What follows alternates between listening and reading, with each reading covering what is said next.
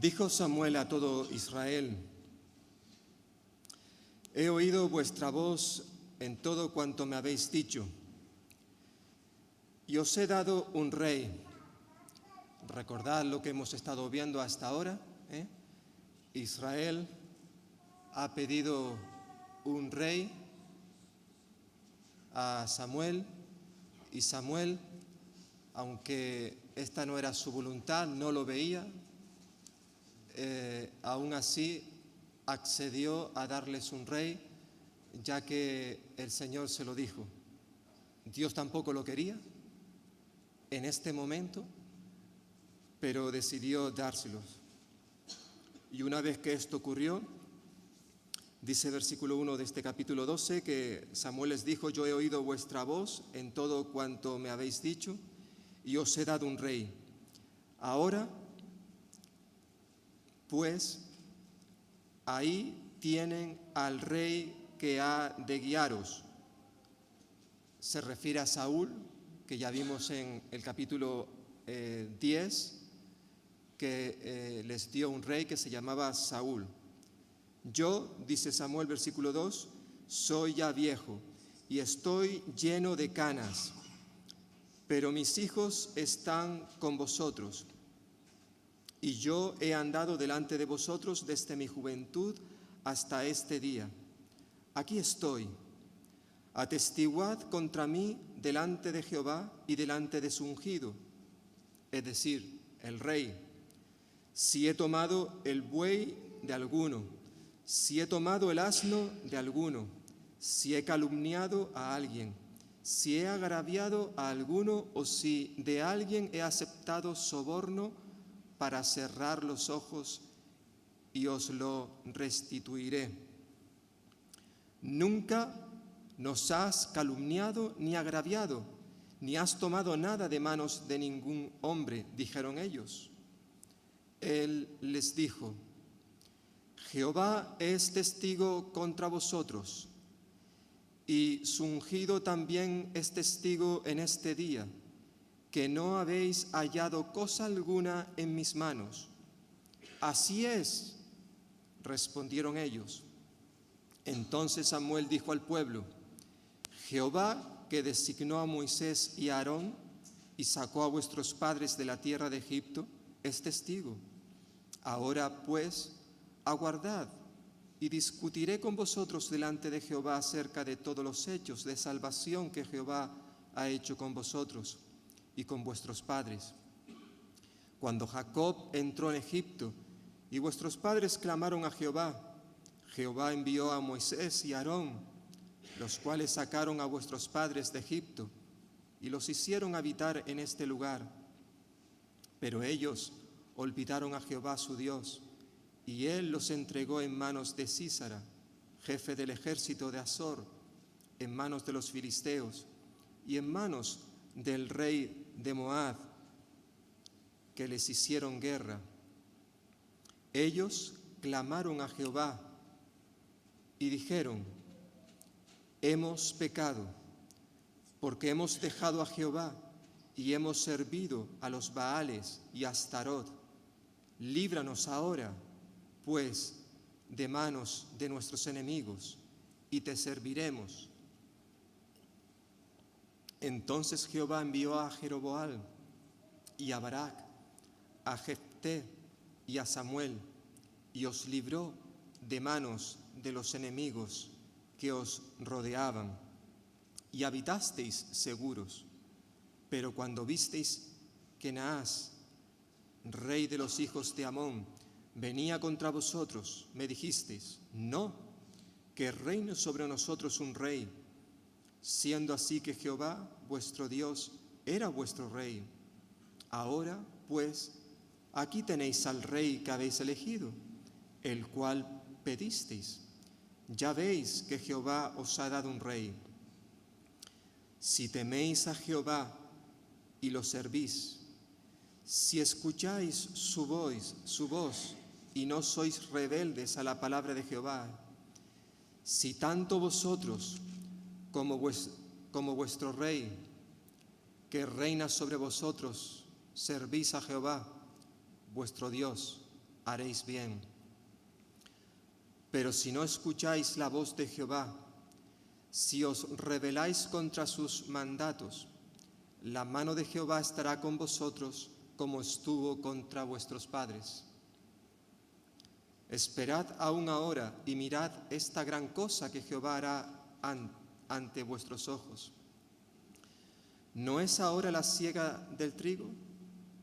Yo clamaré a Jehová, y él dará truenos y lluvias, para que conozcáis y veáis cuán grande es la maldad que habéis cometido ante los ojos de Jehová, pidiendo para vosotros un rey. Luego clamó Samuel a Jehová, y Jehová dio truenos y lluvias en aquel día, y todo el pueblo sintió un gran temor de Jehová y de Samuel. Entonces dijo todo el pueblo a Samuel: ruega por tus siervos a Jehová, tu Dios, para que no muramos, porque a todos nosotros, a todos nuestros pecados hemos añadido este mal de pedir un rey para nosotros. Pero Samuel dijo al pueblo: no temáis, vosotros habéis hecho todo este mal, pero con todo eso no dejéis de seguir en pos de Jehová, sino servirle con todo vuestro corazón. No os apartéis en pos de vanidades que no aprovechan ni libran, porque son vanidades, pues Jehová no desamparará a su pueblo por su gran nombre, porque Jehová ha querido haceros pueblo suyo. Así que, lejos de mí pecar contra Jehová, dejando de rogar por vosotros. Antes os instruiré en el camino bueno y recto. Solamente temed a Jehová y servirle de verdad con todo vuestro corazón, pues habéis visto cuán grandes cosas ha hecho por vosotros. Pero si perseveráis en hacer mal, vosotros y vuestro rey pereceréis. Bueno, aquí básicamente tenemos uno de los últimos discursos que Samuel va a dar al pueblo de Israel. Es un discurso de despedida. Hace poco estábamos escuchando las noticias en la televisión acerca de a qué edad se deben de jubilar los españoles.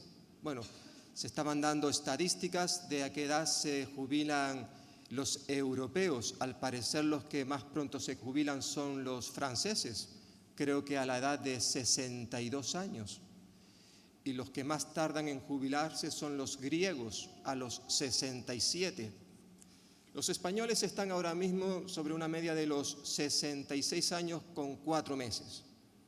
Se quiere que para allá sobre el 2027 la edad de jubilación sean los 67 años, más o menos. Por cierto, ¿a qué edad se tendrían que jubilar los misioneros o los obreros, los pastores, aquellos que sirven al Señor? Hay algunos que dicen que aquellos que han sido llamados al Señor para servirle nunca se deberían de jubilar, porque si el Señor los ha llamado a servir, el llamado nunca caduca, que siempre tendrían que estar ahí al pie de cañón. Eso sí, a no ser que una enfermedad los aparte del ministerio o un pecado, por poner un ejemplo. Pero son muchos los que piensan que no deberían de retirarse. Por cierto, dejando a los que trabajan en la obra, en el ministerio. Y los hermanos y hermanas que sirven al Señor con sus dones que Dios les ha dado, ¿hasta cuándo deberían de ejercer esos dones? ¿Hasta qué edad? Porque los dones tienen alguna fecha de caducidad. ¿Dios te ha dado a ti un don hasta que cumplas ciertos años? Y cuando llegas a cierta edad, ¿debes de apartarte? ¿Sentarte en un banco y que sean otros los que hagan la responsabilidad o que ejerzan ese don que tú has estado haciendo durante mucho tiempo y tú ahora no haces nada? Bueno, en el pasaje que hemos leído hace un momento, vemos que en cierta forma llega el día en que Samuel tiene que dar un paso a un lado, para que sea otro, o quizás otros, los que asuman la responsabilidad que él durante años ha estado realizando, pero que ahora, al parecer, ya él no está capacitado, o quizás sí está capacitado, pero le han pedido que se aparte para que sean otros los que hagan la función que él ha estado haciendo durante muchos años. En cierta forma, el tiempo de la jubilación de Samuel había llegado, al menos en una de sus funciones, porque él, como hemos estado ya mencionando hasta ahora, en cierta forma ha estado ejerciendo 3 funciones: la de juez, la de profeta y la de sacerdote. Y la de juez es decir, la de líder, la de gobernador, al menos esa función, por lo que estamos viendo, ha concluido. Y en este capítulo 12 que acabamos de leer, al menos hay 4 cosas que me gustaría señalar y que sobresalen del texto inmediatamente una vez que uno lo lee. Al menos 4 cosas que me gustaría decir. Por un lado, vemos en Samuel concretamente, en él, un ejemplo de lo que es una vida intachable, una vida irreprensible, una vida de integridad. Versículos 1 al 5. Es cierto que llegó la hora en que Samuel tenía que jubilarse. Ahora bien, hermanos y hermanas, cuando una persona, y aquí tenemos algunos que ya están jubilados, cuando una persona se retira, un retirado, no quiere decir que sea un incapacitado, que sea un imposibilitado, que no pueda hacer otras cosas. No sabemos cuántos años estuvo Samuel sirviendo como juez dentro de Israel, pero llegó el día de su jubilación, de dar paso a otros para que continuaran con su labor. Y no es fácil para algunas personas, cuando han estado durante años desarrollando una labor y concretamente una función de liderazgo, apartarse para que sean otros los que ahora asuman esa responsabilidad. Israel había nombrado ahora, lo vimos la semana pasada, a un rey llamado Saúl. Y era ahora Saúl quien tenía que tomar la responsabilidad de liderar al pueblo de Dios. Hemos leído versículo 2. Bueno, versículo 1 también. He oído vuestra voz, dijo Samuel, en cuanto que me habéis dicho, me habéis solicitado un rey, os lo he dado. Ahora pues, ahí tenéis al rey que me habéis pedido para que os guíe. Como ya hemos señalado, Samuel no estaba de acuerdo, pero accedió a ello y lo hizo porque el Señor se lo dijo.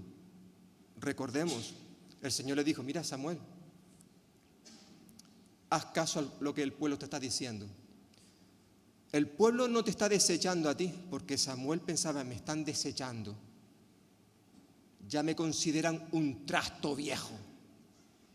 Y Dios le dijo: mira, Samuel, no te están desechando a ti, me están desechando a mí. Esto fue lo que le dijo el Señor a Samuel.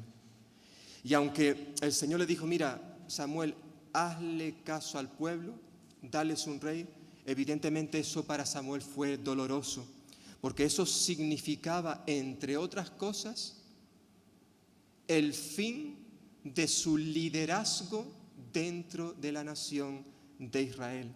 prácticamente a partir de ahora, poco a poco, Samuel va a ir desapareciendo de la escena pública. Más aún, Samuel ni siquiera, al menos eso es lo que se percibe y lo que vamos a ver, él no va a querer convertirse en un estorbo, en un obstáculo, ni para Saúl, ni para los consejeros o ministros que él vaya a nombrar en su nuevo gobierno. Ejemplo interesante para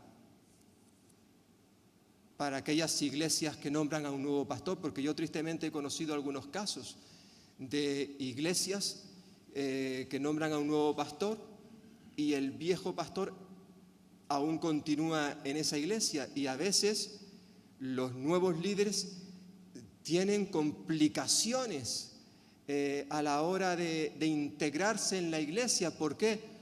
Porque ahí está la sombra de los líderes veteranos que le impiden realizar sus funciones de liderazgo.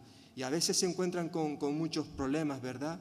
Por tanto, Samuel es un buen ejemplo de cómo tendrían que actuar los líderes que se jubilan a la hora de dar paso a las nuevas generaciones. Lo cierto es que el pasaje este nos recuerda, hay un precioso ejemplo aquí de que a pesar de que Samuel se jubila de su función como juez, él no estaba imposibilitado para seguir ejerciendo otras tareas. Creo que ya lo he dicho en más de una ocasión. He leído, estoy todavía acabando un libro de un médico suizo llamado Paul Tournier, un libro muy interesante que os recomiendo sobre todo a los que ya estáis entre los 45 y los 50 años. Un libro que se titula Aprendiendo a envejecer. Y tú dirás, ¿ves a mí? Si estoy entre los 45 a los 50 años, todavía me queda. No, según el autor, dice que este libro sería bueno leerlo precisamente en esa edad, de cara a la jubilación, ¿verdad? Que tú podrás decir, bueno, pero si todavía me queda. No. La verdad que el libro es muy bueno. Yo te lo recomiendo si aún no lo has leído, no lo tienes. Porque da una serie de consejos de preparación antes precisamente de que llegue esa etapa de la vida, la jubilación. Porque tristemente muchas personas llegan a esa etapa y no saben qué hacer, no se han preparado para cuando llegue ese tiempo. Y eso le pasa también a muchos creyentes. Yo he escuchado a creyentes que se han jubilado y me han dicho, yo no sé qué hacer ahora, Benjamín. Qué triste, ¿verdad? Por tanto, es una buena recomendación. Aunque es cierto que Samuel se jubiló como juez de Israel, él continuó con otras funciones como sacerdote y también como profeta, intercediendo al Señor delante de Dios, delante del pueblo, ¿verdad? Lo vemos en varios episodios más adelante, ¿no? Todavía tenemos más cosas que decir acerca de él. Por tanto, aunque él estaba jubilado, no estaba incapacitado para hacer otras cosas. Por otro lado, vemos algo que se destaca en estos primeros versículos, que Samuel, evidentemente, como un ser humano que era, él tenía los pies de barro, sí, los pies de barro, pero él era una persona honrada. Versículos 3 a 5. En estos versículos Samuel desafía a cualquier israelita a que le pueda acusar de falta de honestidad, de integridad, de honradez. Si había alguien que le pudiera acusar de malversación, que lo diga delante del Señor e incluso delante de su ungido.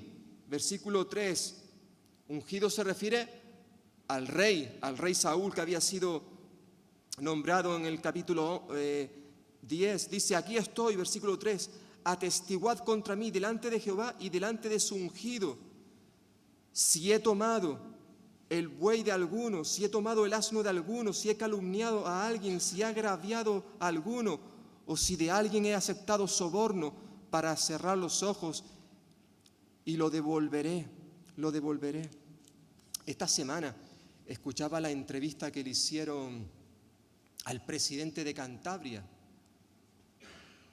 La entrevista. Bueno, a este señor no se le hace entrevista, porque realmente él es el que hace las preguntas y el que contesta. Es curioso este hombre cuando se le escucha. Y este señor en cierta forma, no sé si la palabra correcta sería alardear o presumía de que él nunca ha metido la mano en la caja del dinero, por así decirlo. Él nunca ha robado.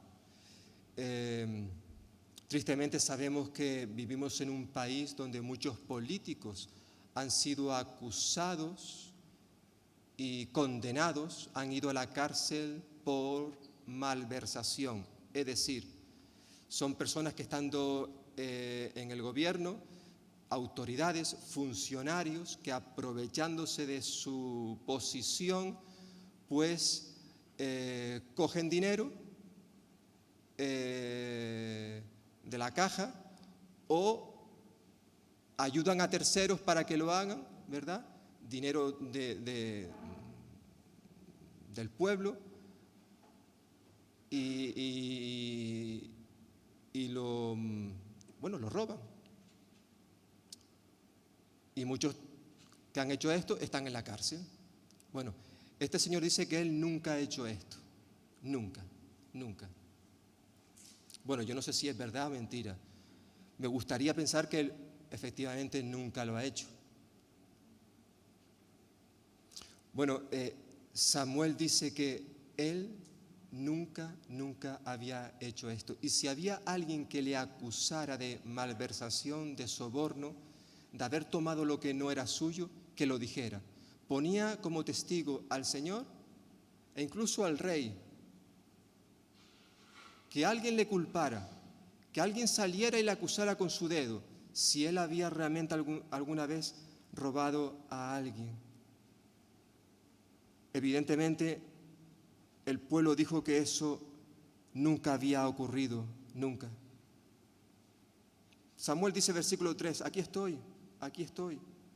Si alguien me quiere acusar, que lo diga. Evidentemente, él no se la está dando de persona perfecta. Incluso hasta pone a sus hijos por medio. Versículo 2, mis hijos están con vosotros. Tristemente, al hacer referencia a sus hijos, es como si quisiera que se hiciera una comparación entre cómo habían actuado sus hijos. ¿Recordáis cómo habían actuado sus hijos? Capítulo 8, versículo 3.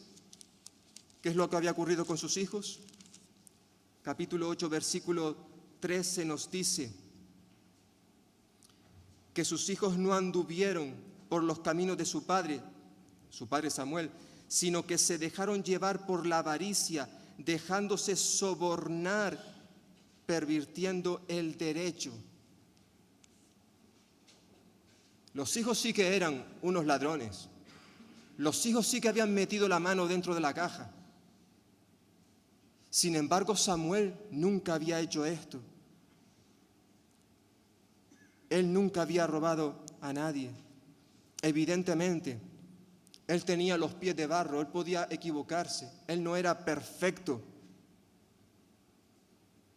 Pero él se consideraba una persona honrada, honesta.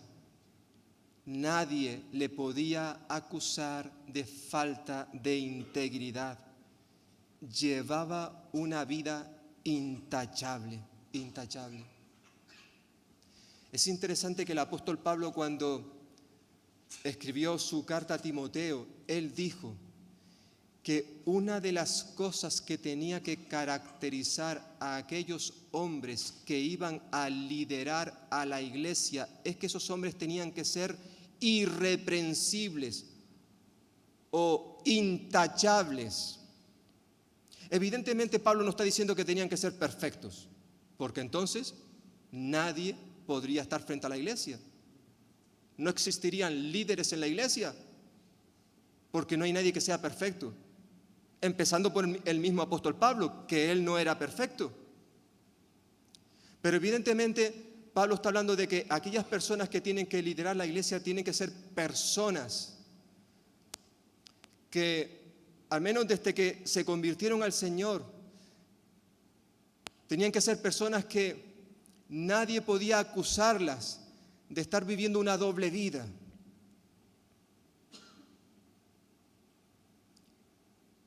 Que nadie las pudiera acusar de ser, por ejemplo, gente codiciosa. Por eso dirá un poquito más adelante que el anciano, el pastor, el obispo no podía ser codicioso de ganancias deshonestas, entre otras cosas. En cierta forma, la palabra irreprensible es una palabra que sirve como paraguas donde se refugian todas las demás características que Pablo va a mencionar a continuación en 1 de Timoteo 3, capítulo 3. Ahora bien, hermanos y hermanas, sería bueno recordar que también el apóstol Pablo, cuando escribe su carta a los filipenses, por poner un ejemplo, le recuerda a los creyentes de esa iglesia que ellos, es decir, la iglesia en Filipos y la iglesia en general, todos los creyentes, somos llamados todos a ser irreprensibles. O sea, no solamente los líderes de una iglesia. Dice Filipenses 2:15 que tú y yo también, todos, somos llamados a ser irreprensibles.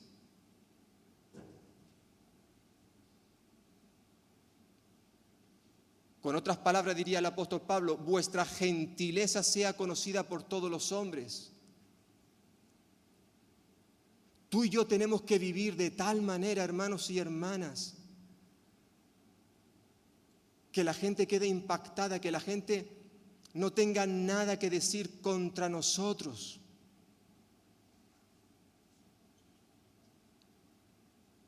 Tú y yo tenemos que vivir de tal manera que se nos conozca también por ser personas íntegras, honradas. Cuando Dios en su palabra dice, creo que es el 8º mandamiento, no robarás. Eso quiere decir que no tenemos que apropiarnos de nada que pertenezca a otra persona. Y cuando decimos nada, quiere decir nada, ya sea valioso o aunque tenga poco valor. Yo personalmente creo que cuando un político, aprovechando su cargo, se lleva 1 millón de euros, por ejemplo, es porque antes de llegar a esa posición, quizás cuando trabajaba de jovencito en una oficina, probablemente trabajando en una oficina, él se llevaba también a veces un bolígrafo. ¿Qué es un bolígrafo? ¿Cuánto vale un bolígrafo? Nada, pero se llevaba un bolígrafo. O a lo mejor aprovechaba en la oficina para sacar fotocopias sin pedir permiso al jefe. Una fotocopia que vale 10 céntimos. ¿Tú alguna vez has sacado fotocopias del lugar de tu trabajo sin pedir permiso?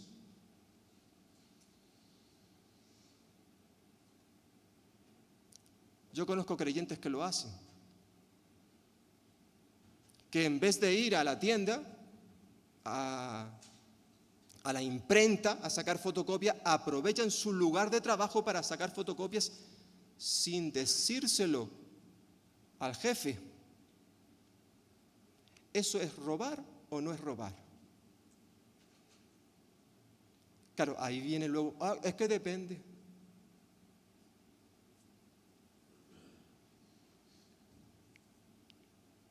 Tú vas al supermercado a comprar. Cuando llegas a casa, repasas lo que has comprado, la factura, y de repente ves que, oye, no te han cobrado el kilo de aguacate. ¿Qué haces? Vas a la tienda y le dices, oye, mira que no me has cobrado el kilo de aguacate. Bueno, fueron 1,55 €, no llegó al kilo, 1,55 €. ¿Tú vas y devuelves 1,55 €? ¿O consideras que no vale la pena? ¿Te has dado cuenta? Tú sabes que no te han cobrado 1,55 €. ¿Lo devuelves o no lo devuelves? Bueno, por eso no vale la pena. Claro, cuando Dios dice en su palabra, no robarás, ¿incluye eso o no lo incluye? Claro, nos molestamos cuando un político se lleva 1.000.000 de euros. ¿Lo vemos fatal? Sí. Pero ¿qué pasa contigo y conmigo cuando hacemos estas cosas? Samuel se puso delante del pueblo y dijo, señores, aquí estoy. Si alguien me acusa de haberme llevado esto, aquello, lo otro, que lo diga. Pero yo os puedo decir que jamás, en los años que llevo delante de vosotros, jamás he sido un deshonrado, un deshonesto. Yo me pregunto, ¿cuántos de nosotros sería capaz de hacer esto? Presentarse quizás en su lugar de trabajo, o en su comunidad de vecinos, o en su familia, y pedirle, oye, hacedme un examen. Preguntadme en cuanto a estas cosas. Yo me pregunto, ¿cuántos de nosotros seríamos capaces de hacer esto? Y sacar buena nota.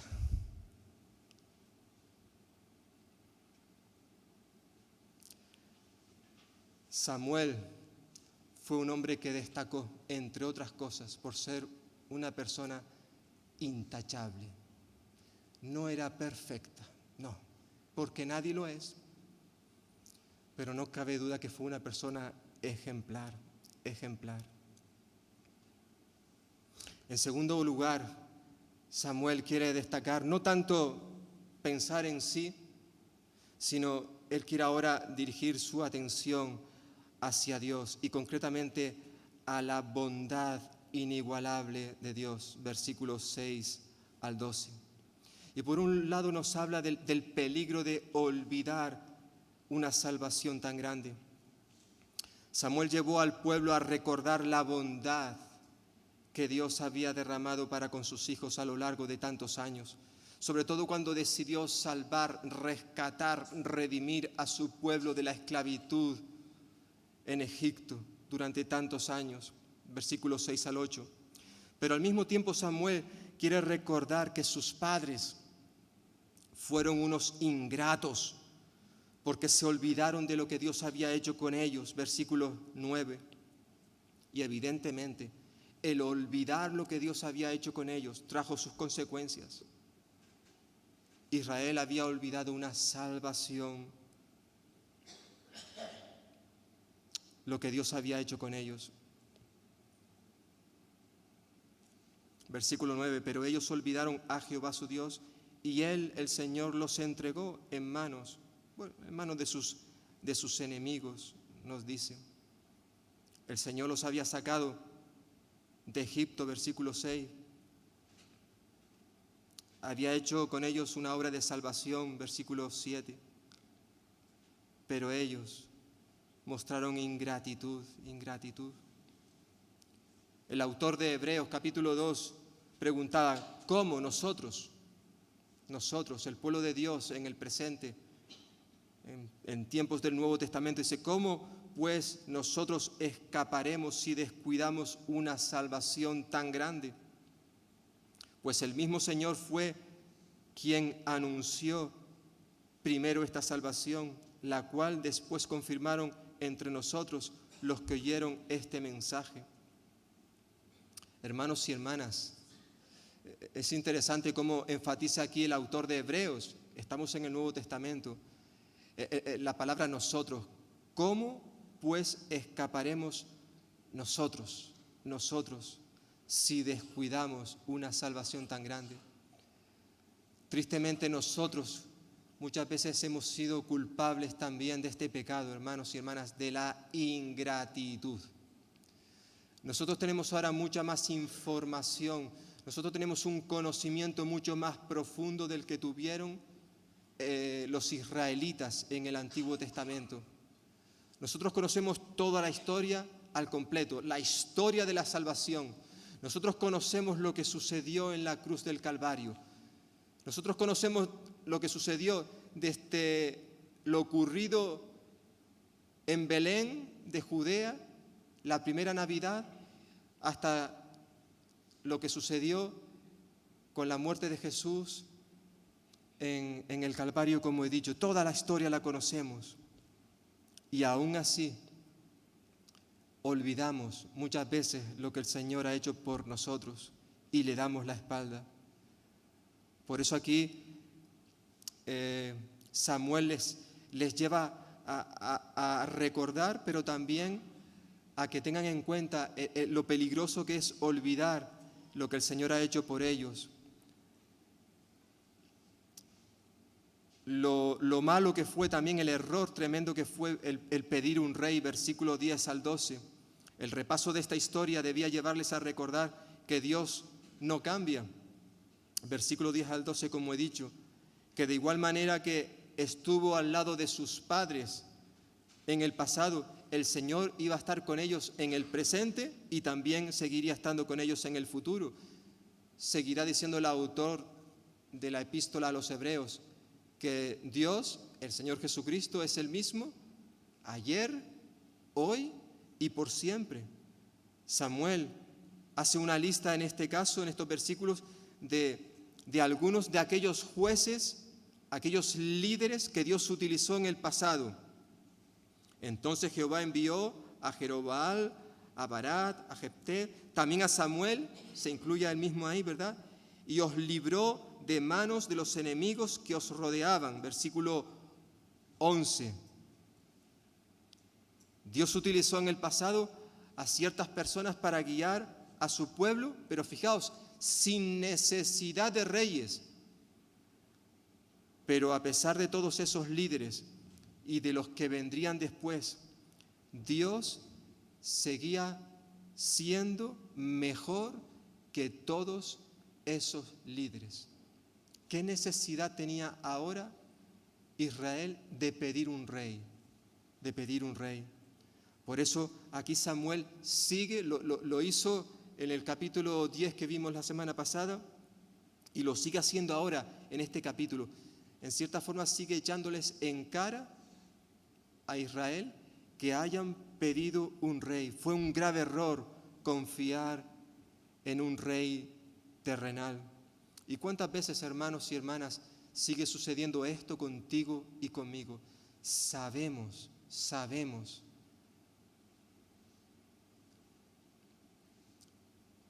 que estando con Jesús, que teniéndole a Él en nuestro corazón, lo tenemos todo, que Él nunca nos va a fallar, lo hemos dicho muchas veces, lo hemos cantado. Hace un momento también, mi esperanza está en Jesús, en su justicia y en la cruz. Por tanto, en nadie más confiaré. ¿Por qué? Porque mi esperanza está en Él. Él es mi roca, hemos cantado. Sin embargo, ¿cuántas veces, aún sabiendo todo esto, dejamos de mirarle a Él y miramos más bien en nuestras circunstancias? Confiamos más bien quizás en nuestro cónyuge, quizás en nuestros padres, quizás en nuestros hijos, quizás confiamos más en la cuenta bancaria, quizás confiamos más en el trabajo, en la seguridad que éste me proporciona, confiamos más en esas cosas que nos rodean, que tenemos, que en el Señor. Y tristemente a veces el Señor, precisamente porque hacemos esto, decide quitarnos esas cosas, precisamente no para hacernos daño, no para que nos pongamos tristes, sino precisamente para que dejemos de mirar esas cosas y le miremos más a Él. Las pruebas que Dios permite en nuestra vida precisamente tienen ese propósito, por regla general, que aprendamos a confiar en Él. Porque hay ciertas cosas en la vida, hermanos y hermanas, que no podremos aprender jamás, si no es por medio de las pruebas. Sí, puedes leer un buen libro, puedes escuchar a lo mejor una buena predicación o recibir un buen consejo, y todas esas cosas estarán muy bien. Pero hay ciertas cosas que jamás podremos aprenderlas si no es a través de las pruebas, de las tribulaciones.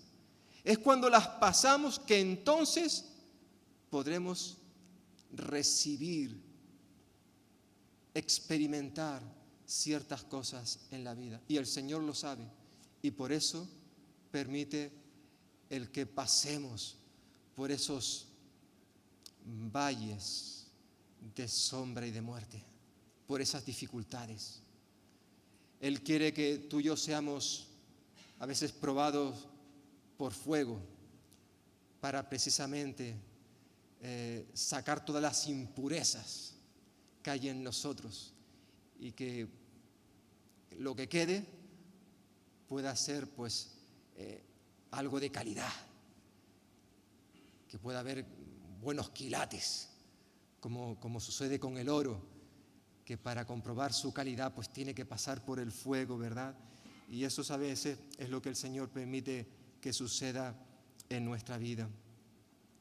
Una vez que el Señor, Samuel ha destacado la bondad inigualable del Señor, también quiere destacar una verdad irrefutable de parte del Señor, algo indiscutible que destaca también de este pasaje. En tercer lugar, por un lado, quiere hacernos ver que cuando tú y yo tapamos, encubrimos el pecado, pues no vamos a conseguir nada. El encubrir el pecado no lo elimina. Versículo 13 al 19. El pueblo tenía que ser consciente de una serie de verdades que eran fundamentales, esenciales, si querían ver a Dios obrando en sus vidas. Tener un rey, que era lo que ellos más anhelaban en este momento, tener un rey no iba a solucionar el problema de fondo que tenía Israel, que no era otro que un desprecio continuo hacia el Señor. Recordemos que el Señor le dijo a Samuel, que realmente, lo dijimos antes, que el Señor, que el pueblo realmente no le estaba despreciando, desechando a Samuel, sino que le estaba desechando realmente a él. Lo vimos en el capítulo 8, versículo 7. En cierta forma, podríamos decir que este fue el pecado por excelencia de Israel, el pecado por excelencia. Decía un poquito más adelante en Segunda de Reyes, capítulo 15, que ellos habían rechazado los decretos y las advertencias del Señor y el pacto que Él había hecho con sus antepasados. Se fueron tras los ídolos inútiles, de modo que se volvieron inútiles y ellos mismos, y aunque el Señor los había prohibido, siguieron las costumbres de las naciones vecinas. Este fue el pecado constante que Israel una y otra vez había cometido. El de darle la espalda al Señor, el de seguir a los ídolos inútiles. Todo lo que el Señor había prohibido hacer, Israel lo hacía. Segunda de Reyes 17:15. El poner un rey, por tanto, no iba a solucionarles el problema. Esto simplemente era como intentar tapar el problema de fondo. Decía Proverbios 28:13, el que encubre sus pecados no prosperará, mas el que los confiesa y se aparta alcanzará misericordia. Tristemente muchas veces esto es lo que hacemos tú y yo, encubrir, tapar, dejar a un lado ciertos pecados pensando que con el tiempo eso a lo mejor se olvidará. Pero eso no es lo que enseña la Biblia, hermanos y hermanas. Israel pensaba, bueno, quizás poniendo un rey se solucione nuestro problema, pero no. El problema seguía estando ahí. Lo que Dios quería era que ellos confesaran su pecado y no solamente lo confesaran, sino que se apartaran de Él. Lo mismo desea Dios para ti y para mí, si queremos avanzar, si queremos prosperar. En cierta forma, versículos 14 al 19, Samuel les recuerda que la obediencia determinará su futuro. Ellos querían un rey, vale, vamos a darle un rey. Pero si ellos querían que nada les ocurriera, nada malo les ocurriera, ellos debían, versículo 14, temer a Dios, servirle y escucharle, obedecerle. Lo que ellos hicieran con la palabra del Señor determinaría la clase de futuro que iban a tener. Y para que ellos fueran conscientes de que Samuel iba en serio, o más bien Dios iba en serio con todo esto, con todo lo que les estaba hablando, el profeta Samuel oró al Señor y le dijo, fijaos, no estamos en tiempo de lluvias, de truenos, estamos en tiempo de siega, ¿verdad? Bueno, yo voy a orar ahora mismo para que haya truenos. Versículos 18 y 19. Y lo van a ver. Y así ocurrió. Aunque no era la época de lluvia, de trueno, oró y empezaron a haber unos fenómenos meteorológicos que hizo que la gente tuviera miedo, temor. Versículos 18 y 19. En aquel momento el pueblo fue consciente del grave error que habían cometido al pedir un rey. Por eso le pidieron a Samuel que clamase a Dios por ello. Y llegamos a los últimos versículos. Si vemos por un lado una vida intachable, la vida de Samuel, si vemos por otro lado una bondad inigualable, la de Dios, y una verdad irrefutable que encontramos en la palabra de Dios, por último también se destaca la fidelidad inexplicable de Dios. Los versículos 20 al 22 se nos recuerda que aunque el pueblo es un pueblo desobediente, sigue siendo el pueblo de Dios. Y esto, hermanos y hermanas, es asombroso. El pueblo de Israel, el pueblo de Dios, siempre fue un pueblo rebelde. Sin embargo, una y otra vez la Biblia nos recuerda que este pueblo desobediente, por la misericordia de Dios, por la gracia de Dios, sigue siendo el pueblo de Dios. Cuando el Señor, recordemos en el capítulo 8, cuando el Señor le comunicó a Samuel la llegada de Saúl a la ciudad, mejor dicho, en el capítulo 9, le dijo, capítulo 9, versículo 15, mañana, capítulo 9, versículo 15, mañana a esta misma hora yo enviaré a ti un hombre de la tierra de Benjamín, es decir, a Saúl, al cual ungirás como príncipe, fijaos, sobre mi pueblo Israel, y él salvará a mi pueblo de manos de los filisteos, porque yo he visto la aflicción de mi pueblo y su clamor ha llegado hasta mí. Fijaos, en un solo versículo, hasta en 3 ocasiones, el Señor le recuerda a Samuel que su pueblo, este pueblo rebelde, este pueblo que está demandando un rey, y no era la voluntad de Dios. Sin embargo, este pueblo es mi pueblo, dice el Señor. Sí, desobediente, un pueblo rebelde que una y otra vez me está dando la espalda, pero es mi pueblo. Y lo vuelve a decir, versículo 17 de ese mismo capítulo. Una y otra vez el Señor recuerda esto. Y ahora en el capítulo 12 que estamos viendo, versículo 20, Samuel le dice al pueblo, no temáis, versículo 20, vosotros habéis hecho todo este mal, es decir, habéis pedido un rey, habéis hecho todo este mal, pero, si seguís al Señor, si le servís con todo vuestro corazón Y si no os apartáis de él para seguir a dioses ajenos, que eran vanidades, eso es lo que significa vanidades, versículo 20, dioses ajenos, entonces él, el Señor, por su gran nombre, versículo 22, no os desamparará. Qué hermosos son estos versículos, 20 al 22.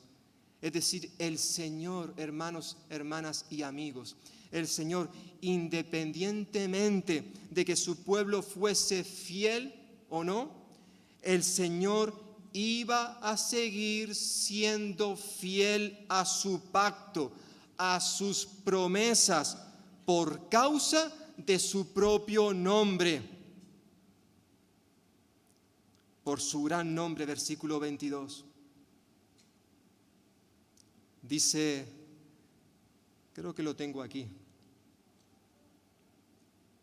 Sí, Ezequiel 20:44. Decía el Señor, y sabréis que yo soy Jehová, cuando por amor a mi nombre no haga con vosotros según vuestros malos caminos, ni según vuestras perversas obras, casa de Israel, dice Jehová el Señor. Qué hermoso. A pesar de todo lo que hacía Israel contra el Señor, cosas que evidentemente podían haberle llevado a Dios a destruir, a borrar a su pueblo de la faz de la tierra. Pero el Señor, por amor de su gran nombre, ese nombre que hemos cantado hace un momento, poderoso su nombre es. Cuán hermoso su nombre es, inigualable, incomparable es el nombre del Señor Jesús. Y ahora le dice Dios a su pueblo, mira, no es por vosotros que yo voy a hacer esto, no, sino lo voy a hacer por mi gran nombre, por mi gran nombre. Como decía el salmista en ese precioso Salmo 23, Jehová es mi pastor. Decía, confortará mi alma, me guiará por sendas de justicia por amor de su nombre. Y por amor de tu nombre, Salmo 25:11, por amor de tu nombre, Jehová, perdonarás también mi pecado que es grande. La infidelidad, hermanos y hermanas, por parte de sus hijos, por parte de los israelitas, no iba a impedir que el Señor continuara adelante con sus propósitos eternos. Decía también el profeta Jeremías en ese precioso pasaje de Lamentaciones 3, 22 y 23. Decía que la misericordia de Jehová, por la misericordia de Él, no hemos sido consumidos. No hemos sido consumidos. ¿Por qué? Porque nunca decayeron sus misericordias. Nuevas son cada mañana. Grande es tu fidelidad. La fidelidad, hermanos y hermanas, la gracia, la misericordia, el amor de Dios es inexplicable. No lo podemos explicar, no podemos entender cómo es posible que Dios nos siga amando a pesar de quiénes somos nosotros.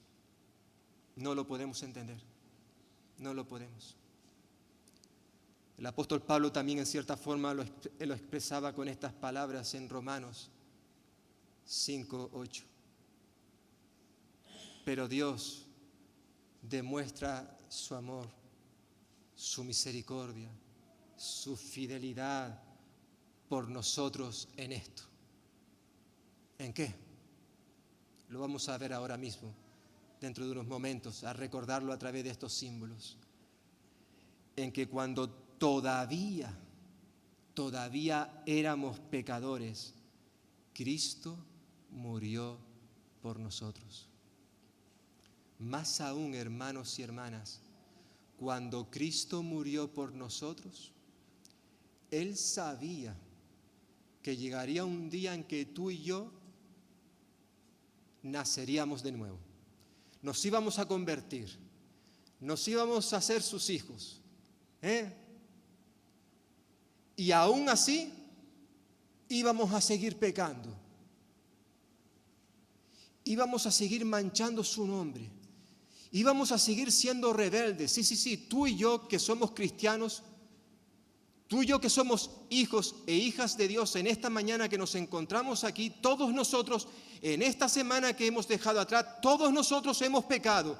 Todos nosotros le hemos dado la espalda a Dios. Todos nosotros hemos sido rebeldes, desobedientes. Le hemos fallado al Señor. ¿Y sabes qué? Él sabía que tú y yo íbamos a hacer eso antes de haber nacido. Y aún así estuvo dispuesto a venir a este mundo y morir en una cruz por ti y por mí. Por eso decimos que el amor, la fidelidad de Dios, no podemos explicarlo. ¿Cómo es posible que aún sabiendo todo eso, Cristo Jesús siguiera adelante con sus planes de redención, viniera a este mundo por ti y por mí? No lo entiendo, pero lo acepto, lo acepto. Esto fue lo que hizo el Señor por nosotros y lo vamos a recordar dentro de un momento. Incluso Jesús, justo antes de morir en aquella cruz, oró al Padre por nosotros. Sí, oró por ti y por mí. Los israelitas fueron conscientes de su pecado y por eso le pidieron a Samuel que orase por ellos. Capítulo 12, versículos 23 al 25. Qué palabras más hermosas.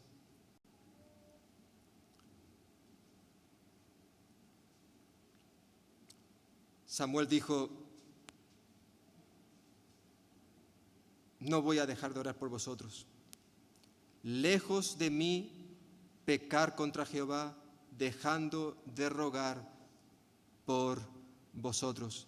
Básicamente Samuel está diciendo que dejar de orar es pecar contra Dios.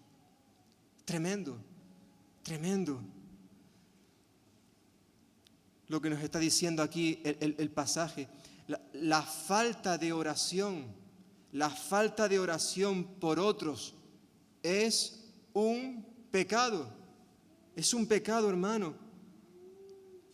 No solamente debemos de orar por aquellos que nos caen bien, por nuestros hermanos y hermanas con los cuales nos relacionamos, sino incluso por aquellos que son rebeldes, por aquellos que nos caen mal. O sea, ahora mismo estas personas estaban siendo rebeldes ante los ojos de Dios y aún así Samuel estuvo dispuesto a orar por ellos.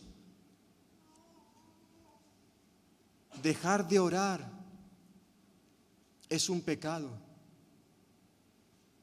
He estado estos días meditando precisamente en estos versículos, porque a veces no somos conscientes de la importancia de la oración. Samuel consideró que era una falta muy grave, un pecado, si él dejaba de orar por sus hermanos. Por tanto, asumió esa responsabilidad. No cabe duda que Samuel tenía un expediente inmaculado, impoluto. No era perfecto, decía al principio, no era perfecto, pero sí tenía un testimonio intachable, aunque por supuesto ni él ni ningún otro personaje bíblico tuvo un expediente como el de Cristo Jesús. Y hermanos y hermanas, ahora al acercarnos a la mesa, tenemos que recordar precisamente su testimonio, su vida.